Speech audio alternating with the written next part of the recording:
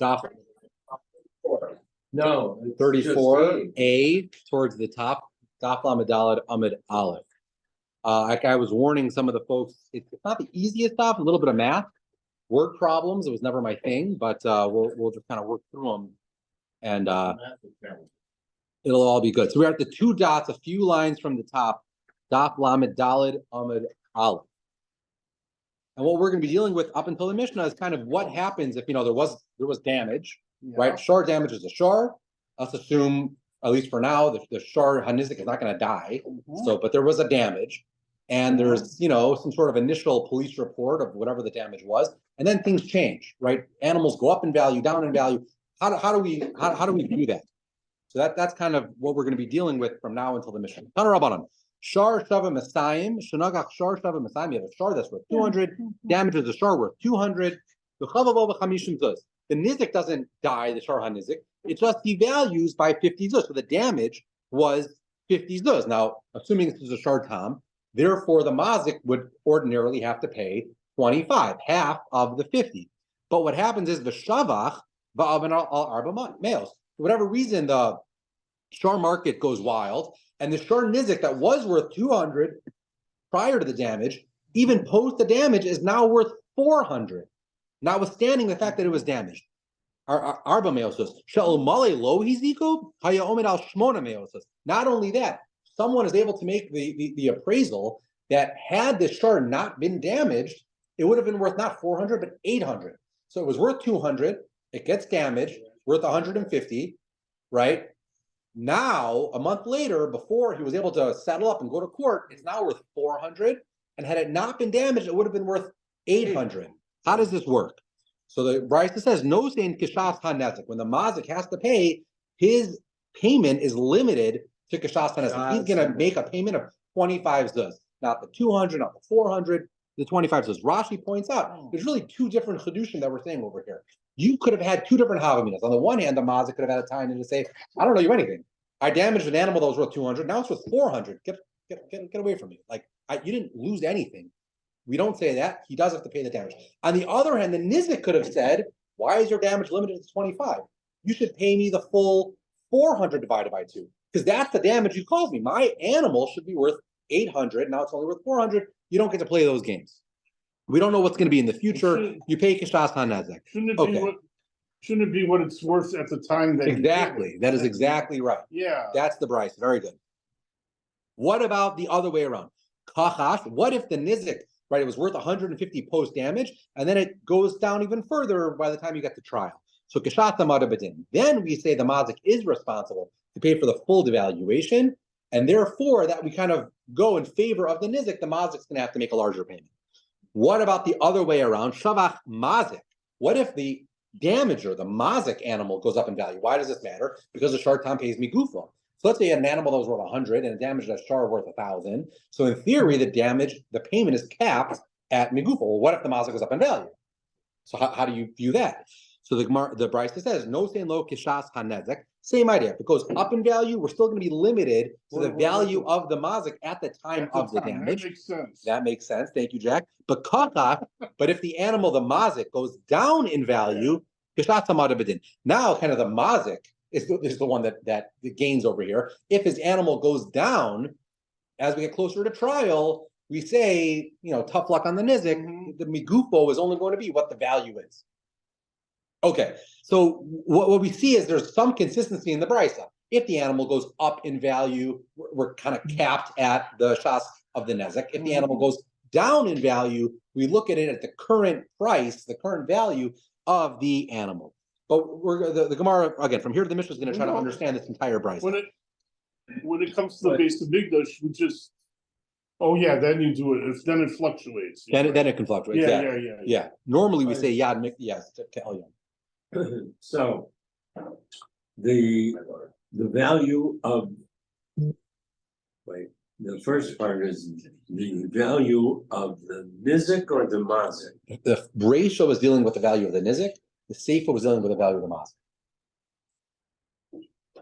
Okay, so the Brisa, first we're gonna explain the second half of the Brisa. Like Eddie was just saying, we're gonna focus on the second half of the value of the mazik first.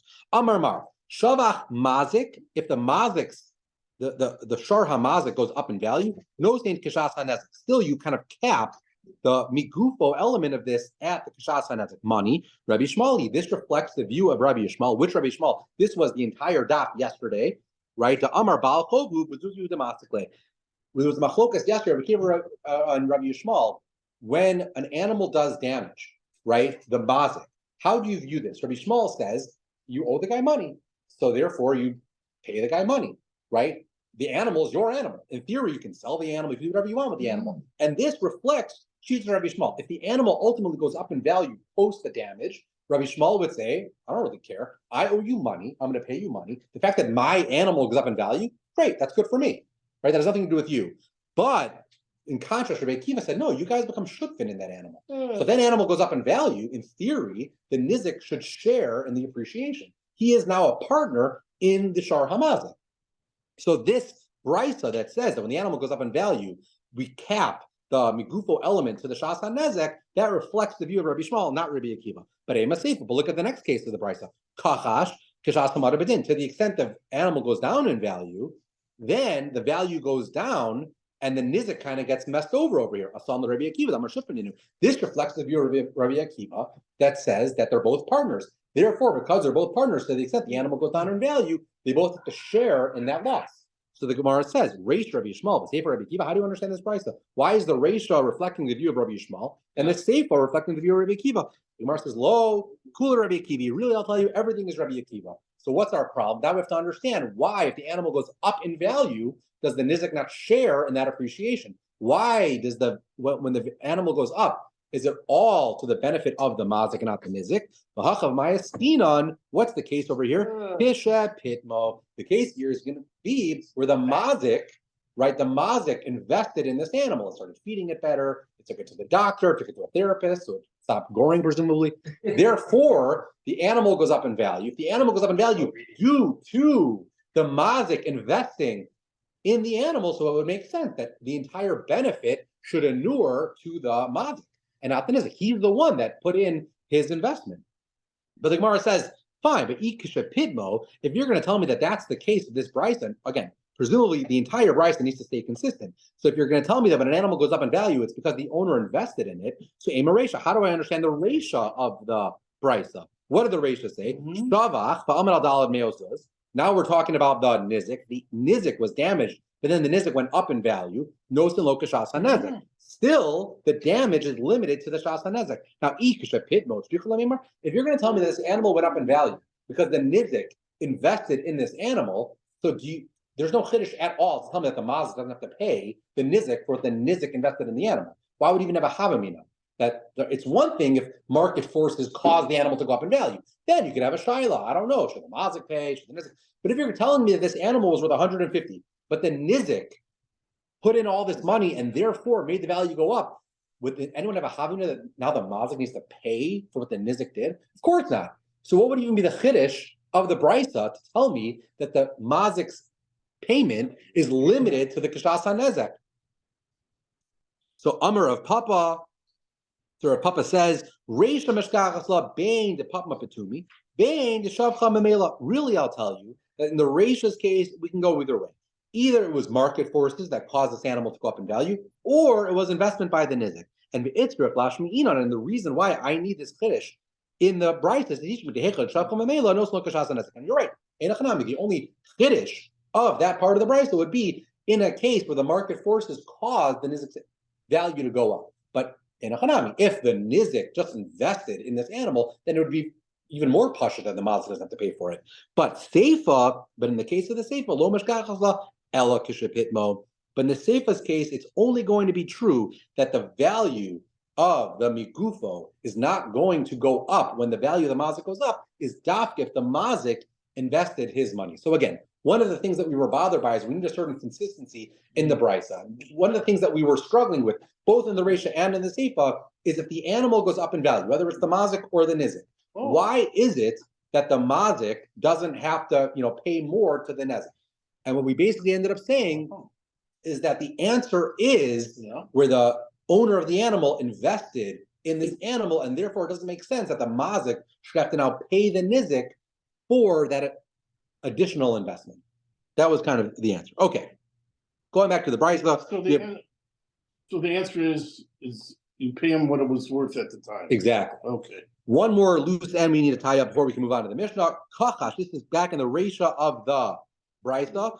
Kachach shatamad bedin. If the niziks, the value of the nizik goes down, then the mazik can pay even less. The mazik can pay even more. Meaning the animal was worth 200, it went down to 150 as a result of the damage, and then by the time we get to trial, it's worth only 50.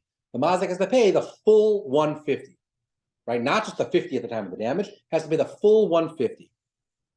So the Gemara says, "Kachash machmas mai." Why did this animal go down in value? Ilema de kashcha machmas malacha. If the nizik just started working this animal super hard because he was like, "Hey, the mazik's going to pay me for it, so let me just work this animal," and then they'll realize the animal's not worth very much. So the Gemara says, "Le malay at machashas bani yehivna." The mazik has a valid claim. You can see, like, I don't want to pay you any more than 50. You're the one who worked this animal to death. Why should I pay you for that? I'll pay you for my damage, but I'm not going to pay you for what you did post damage. So Amaravashi, the kachash machmasmaka, you're going to have to say that obviously this resulting depreciation was a result from the initial damage. To Amarle, because the nizik can say to the mazik, karna de torcha kavirabe. Your horn of your animal is buried in my animal. So you're right.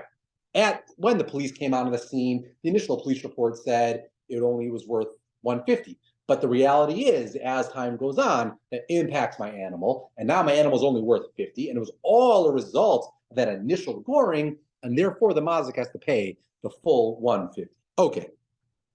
Moving on, it's not going to get a whole lot easier. Okay, so before we see the Mishnah, let's just review this pasuk inside. It's going to be critical for this entire Mishnah. So this is a pasuk dealing with a shar tam, right? The pasuk says, the pasuk in Mishpatim, in Shmos Chaf Aleph Lamed Hey. Pasuk says, "V'ki gof shar ish as shar re'eu v'meis." Shar damages another shar, gores another shar, and he kills it. This is a shar tam. Umachru es shar achai.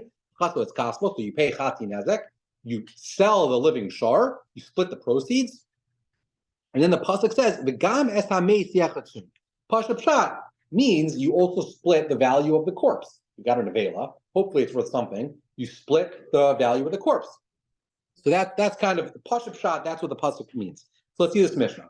Shar shava masayim shnagach shar shava masayim. The shar that's worth 200 damages the shar worth 200. The ein hanavela yafeh klum. John's favorite case. The nevela is not worth anything, right? So what was the damage? The damage was 200. Amar of Meir al zen nemar umachru shar achai b'chas was kasva. This is what the pasuk was referring to when it said you got to pay chatzi nezek. You take the living shar, which is worth 200. You sell it. You split it in half. Each guy gets 100, and now the mazik paid the nizik $100. Amalei Rabbi Yehuda says back. V'chein halacha. I completely agree. That is exactly the halacha. If you damage 200, you pay 100. But I have a problem. Kiyamta umachru shar achai b'chas was kasva. You clearly satisfied the words of the pasuk that say you sell the living shar and you split the proceeds. But below kiyamta gam hameis yachatzun. What about the rest of the pasuk? It says you split the corpse, the value of the corpse.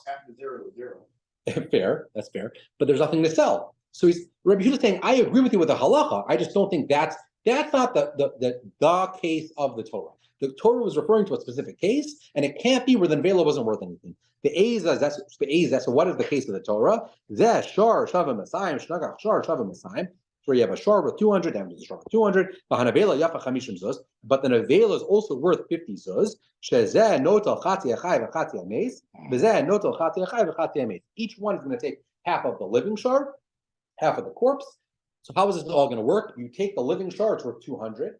You sell it. You have $200 of cash. You take the nevela, you sell it. You now have $50 of cash. 250 total. You split the pot. Each one gets $125, meaning the mazik paid the nizik $75. How does that make sense? Well, the nizik had an animal that was worth 200. Now the nevela is worth 50. The difference between 200 and 50 is 150. So the damage was 150. You split that in half because it was a shar tam.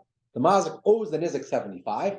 And again, everyone ends up getting their 75. The mazik loses 75. He started with 200. Now he has 125. The nizik got his 75. He started with 200. He has 125. So that's how Rabbi Yehuda makes all of the math work. So far, so good? So far, so good. But the question that we have to answer is, What does the Tanakama Oh, so that is the question. How does Rav Meir understand the last four words of the pasuk? Right? That is the question. That's the question that we're going to have to deal with. So Tana Rabbanan. Shar Sheva Masayim, Shanagach Shar Sheva Masayim, Mahanaveli Yafa Chamishim says our case, Rabbi Yehuda's case to the mission. Right? Zeh notel chati echai v'chati ames, v'zeh notel chati echai v'chati ames, v'zehu shara amr b'torah divrei Rabbi Yehuda. And this is, like we just said in the Mishnah, this is how Rabbi Yehuda understands this case. Right? You have a shar with 200, damage a shar with 200, the male is 50. You split the chai, you split the mace, everyone gets 125.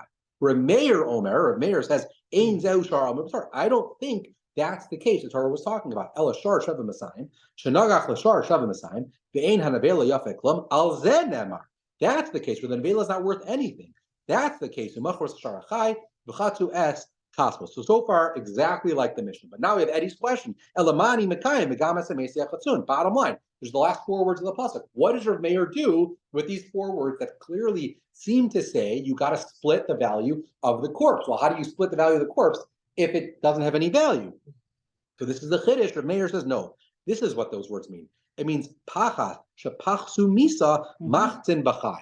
I don't know how he reads that into the words of the pasuk, but in English, what those words mean is what you owe, what the mazik owes the nizik, is the depreciation caused by the death split in half. So if the animal started at 200, and now the nevela is worth 50, what's the depreciation caused by death? 150. 200 minus 50. 150. That split in half is what the mazik owes the nizik. Depreciation. Is that not the Well, the depreciation? carcass is worth The carcass is worth money. three quarters of the value. Well, we're just playing with numbers. I mean, that's what it's just saying. I mean, you're right. I mean, in economics, it could have been worth 10, and then we would have had different numbers. But the point is, that's how Rav Meir understands the mission. He's not saying you don't sell the corpse. He's saying you look at the difference in value between the living animal and the dead animal, cut it in half, and that is what the mazik pays the nizik, obviously capped at migufo of the animal. Then the nizik keeps the corpse. Sorry. And then the nizik keeps exactly. This is what the Gemara is going to talk about. But that's This is the a pain short in the time. neck. But we always say that's a pain in the neck because he's got to deal with it. As opposed to We are going to, all of these things are going to be dealt with in the next 5 lines of Gemara. So what does the Gemara say? Michti, right? Just to speak it out outside first. In these sets of facts, 200, 200, and the nevela is worth 50. According to Rabbi Yehuda, we said this, explicitly in the Mishnah, each guy walks away with $125, meaning the mazik paid the nizik 75. In Rav Meir's world, right, there was $150 worth of damage, cut it in half, mazik pays the nizik $75. So the Mishnah says, Michti, Bain Rav Meir, Bain Rav Yehuda, Hi, may have Esrim Misha Shakel, the Hi may have Esrim Misha Shakel. Bottom line, each guy walks away with $125. My benign. What's the actual nafkamina between Rav Meir and Rav Yehuda? So Amar Rava, Pachas Nevela, Ika Beinayu. The difference is going to be the Pachas Nevela. And Ellen just spoke out. The bottom line is Rav Meir will say, we're going to do this determination. The nevela is worth 50. Rav Meir is going to cut you a check, right? 75. And now nizik, go sell this nevela. Go salvage it, whatever you can, right? What if by the time he sells it, it's only worth 10?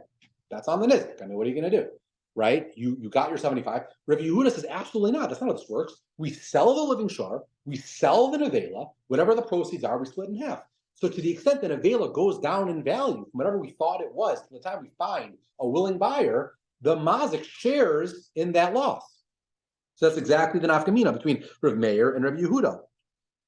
So let's read it inside. Rav Meir savar pachas nevela de nizik havi. Rav Yehuda savar pachas nevela de mazik havi palga. He shares in it also. But Amrle Abaya, but Abaya says im kain matzinu Rav Yehuda ham chamer mimua. I think this was Alan's question. We know that there's a klal in all the Arba Avos Ezekin, but specifically the Shar Muad, that the nizik has to be the one that's metabel with the nevela. But now you're telling me that by a Shar Tam, it's not necessarily true. It's the mazik and the nizik that got to deal with the nevela. And now you're telling me that there's a part of a Shar Tam that is more chamer than a Shar Muad. And that doesn't make sense. We know the Shar Tam is always more kal than a Shar Muad. So maybe I'll tell you that, you're right. In this one particular instance, a shar tam has a chumrah over a shar muad. Maybe that's the halacha, kiddusnan. And there even is a precedent for this, because this is a mishnah that we'll see in about a week and a half. But Yehuda Omer Tam Chayev and Muad Pater. In the case, Rashi speaks out the case where you did a shmira pchusa, so whatever that means, again, Yoel will teach us in about a week and a half or so.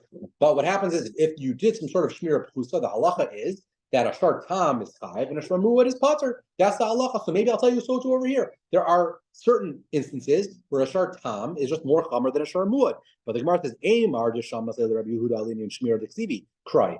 That again, as we'll see in a week and a half, that's all learned out from Psukim. But outside of that one unique set of circumstances, where again there were Psukim, Right. this is all exeris custom. Outside of that, we really don't find a situation where a shar tam is more chamer than a muad. And I'll even prove it to you, Batanya. We have a brisa.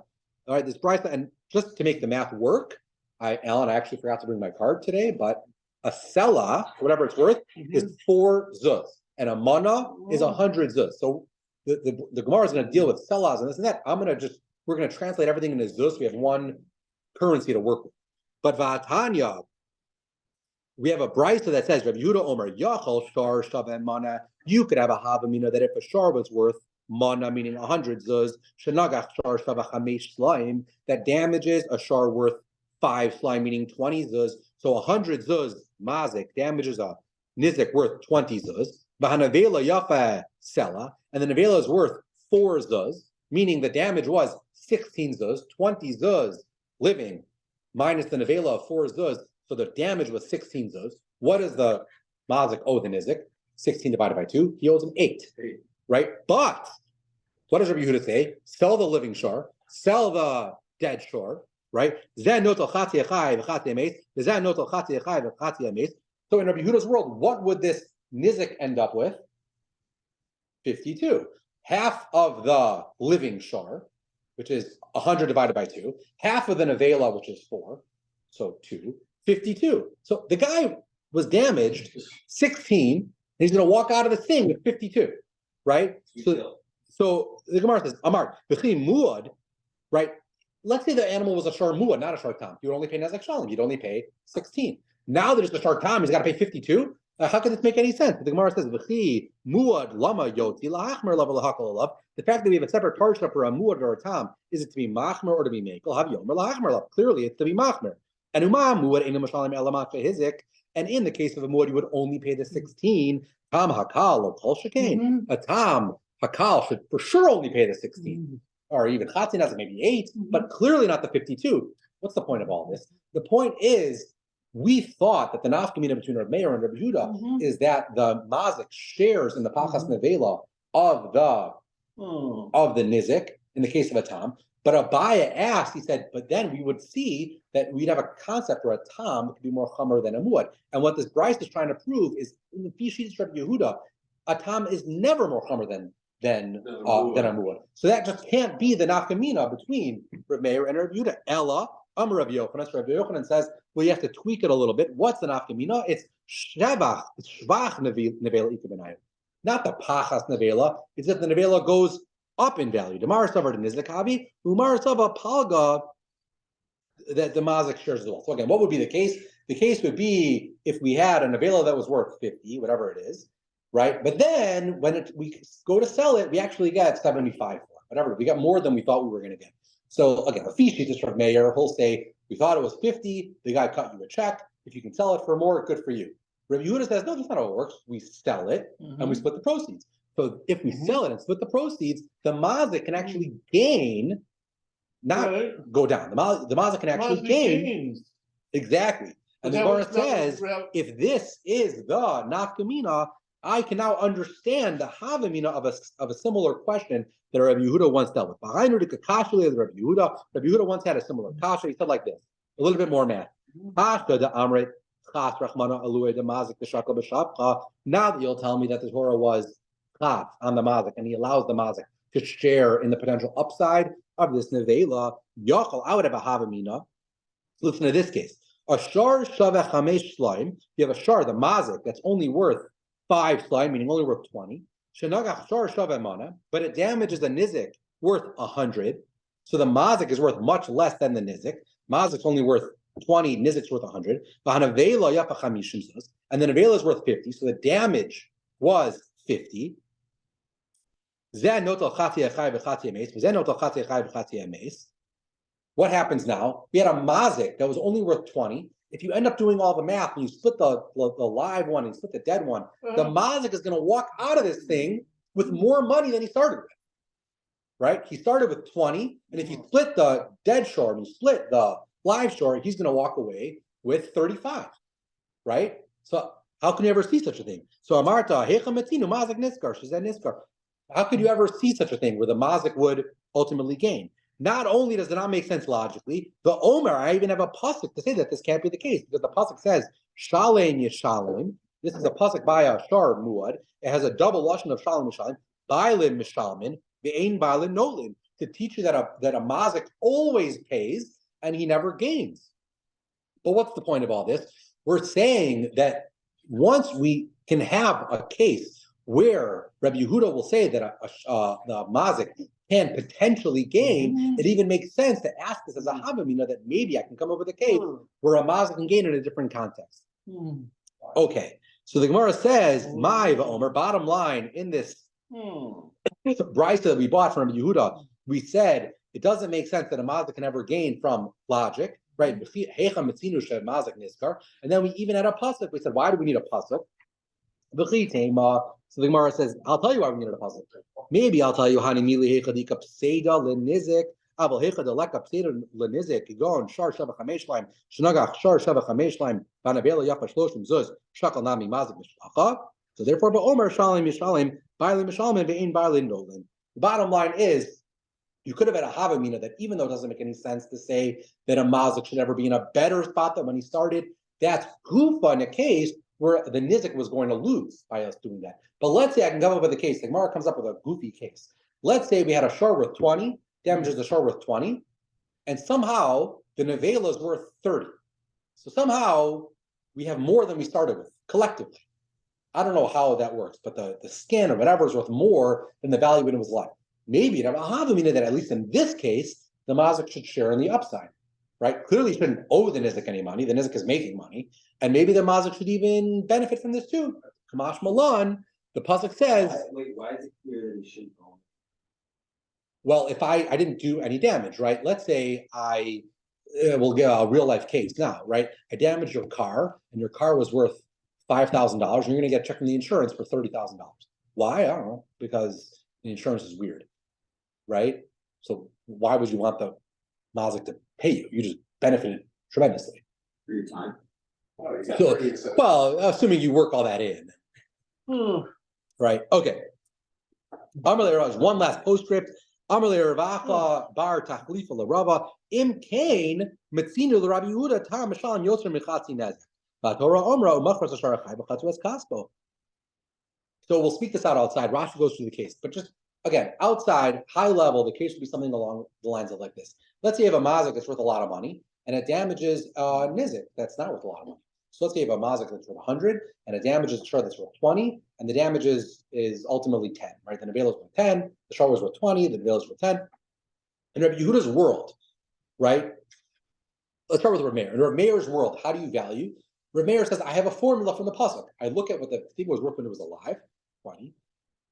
I look at what it was worth dead, 10, split the difference, and I owe you 10, chatzin nezek, I owe you 5.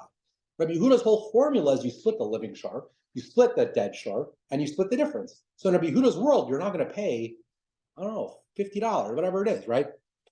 How does that work? Why are you paying more than the chatzin nezek? So the Torah, so to answer this question, the Gemara says, you know what, you're right. Islay Rabbi Yehuda, pacha shepachta misa machzin b'chai. Rabbi Yehuda agrees to Rav Meir with his with his formula, and therefore, even the Pishitis Rabbi Yehuda, he's going to agree that you're never going to pay more than the actual depreciation of the debt. So the Gemara says, wait 1 second, how does Rabbi Yehuda know that? Where does he get that from? The Gemara says, from the pasuk v'gamas hamesiach hatzun. He gets it from the same pasuk of v'gamas hamesiach hatzun. But the Gemara says, what do you mean? What are you talking about? Rabbi Yehuda just used that pasuk for his own thing. How does Rabbi Yehuda, how was he able to use the same pasuk that Rav Meir used, right? Rav Meir used the last 4 words of the pasuk to teach his chiddush. Rabbi Yehuda was using those words for his own chiddush. So how does Rabbi Yehuda use that? Im kain, the Gemara says, nichtov kra ve'es hames, my v'gam. Why did the Torah need to include the word v'gam? Shema mina tarvi. So just one. We'll wrap up real quick. Bottom line, we started off the sukkah with seemingly a major difference between Shittas Rabbi Yehuda and Shittas Rabbi Meir.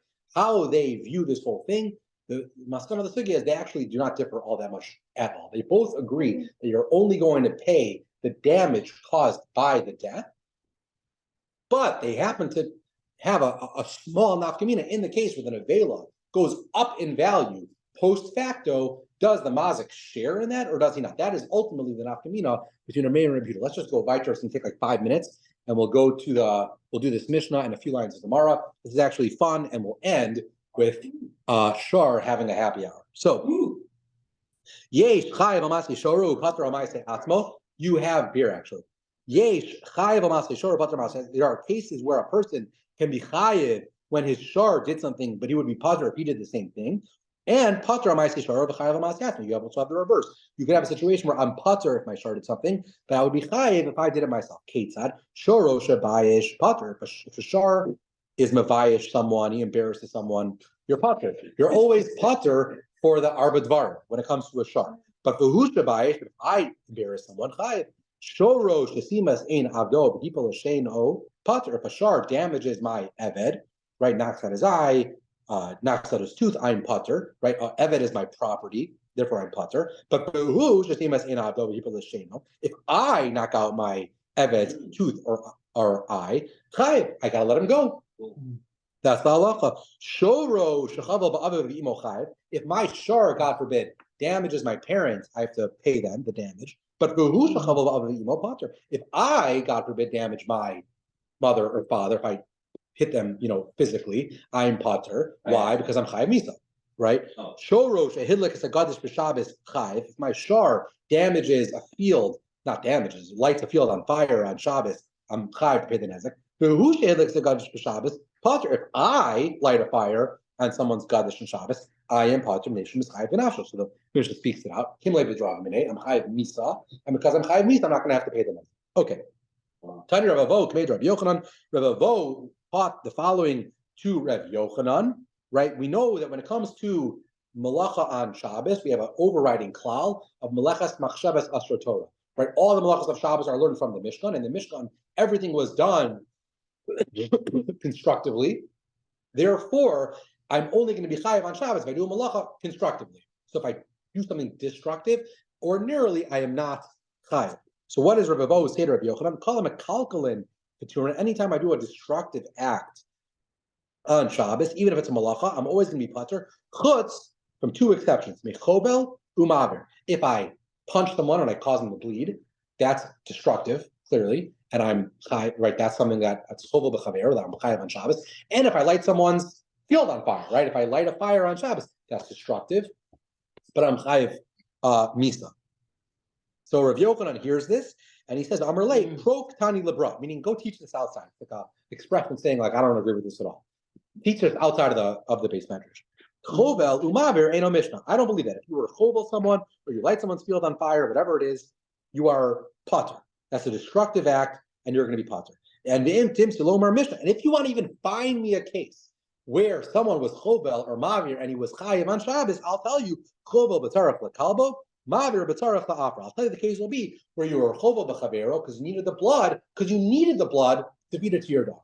Or I burned something on Shabbos, not to be damaged, because I needed the ashes. Again, I'm doing something constructively. That's why I'm chayav on Shabbos.